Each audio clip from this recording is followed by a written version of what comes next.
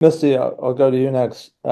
Same question. With you have a large team, you have a variety of personality types and probably different motivation levels. How do you help, all the different agents on the team? Well, I think it's really important that as the team leader that I'm helping give perspective because it can get really easy for an agent to start going, "Oh, it's this source that's the problem," or "Oh, my team isn't functioning the way that it was before."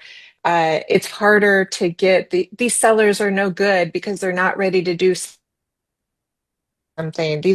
And my job is to give perspective on here's the patterns of what's happening, not just for you, but the whole team. Here's the patterns of what's happening within our local market and what we're seeing nationally, because so often all of those things correlate.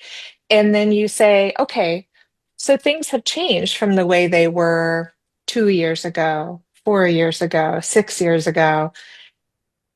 Here's what we need to do differently in order to connect to people in the same way that was much easier in the past. So, giving that perspective helps make it so it goes out of a like, oh, my little world, there's a problem, and oh, here's how we can take control. Yeah.